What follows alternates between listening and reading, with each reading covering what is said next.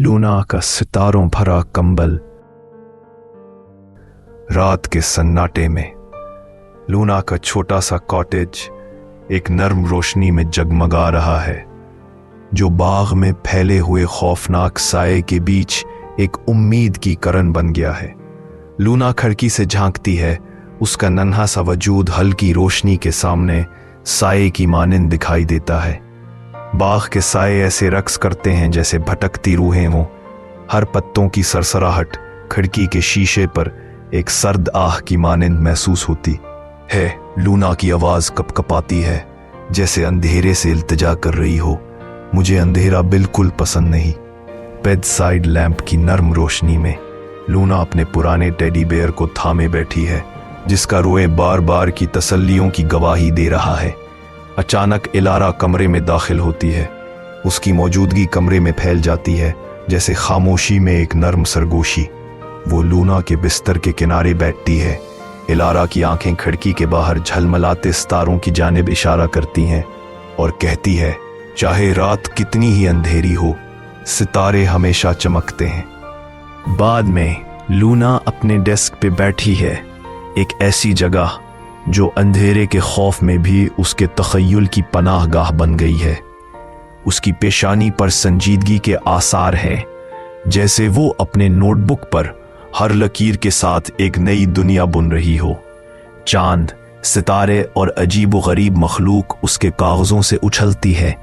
उसकी बेपनाह तख्लीकी कुव्वत का सबूत। उसकी ये दुनिया डरावने ख्वाबों से भरी रातों से उसका फरार है। चांद की हल्की रोशनी में नहाई हुई लूना बाग की तरफ निकलती है।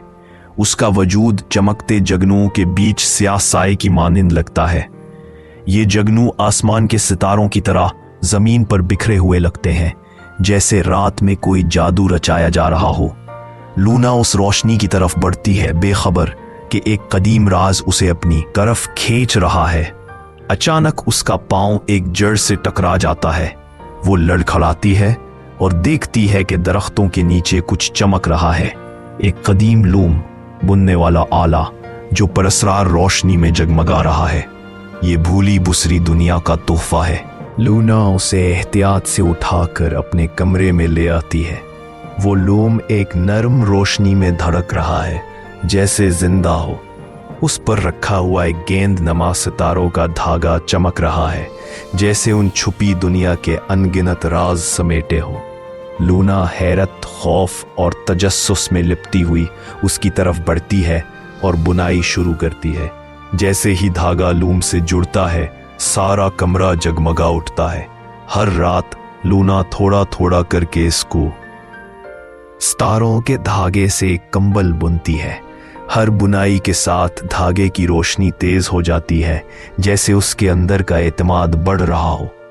आखिरकार वो अपना कंबल मुकम्मल करती है। ये कंबल एक नर्म तसल्ली बख्श रोशनी बिखेरता है, जो हर साया को मिटा देता है। लूना उसे अपने गिर्द लपेट लेती है। कंबल की नरमी उसे सुकून बख्शती है।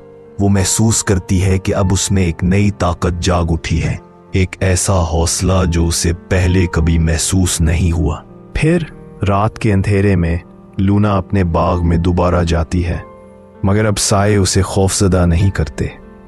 वो उनमें छुपी खूबसूरती को देखती है। दरख्तों की सरगोशियां अब डर की बजाय एक राज की मानंद लगती हैं। लूना आहिस्ता से कहती है, ये इतना डरावना नहीं जितना मैं समझती थी। बारिश के शोर और गरजते बादलों के बीच लूना के कमरे की खिड़कियां कांपती हैं। उसी दौरान साथ वाले कमरे से सैमुअल का कमजोर रोना सुनाई देता है। लूना कंबल को थामती है। उसकी आंखों में अज़्म की चमक उभरती है।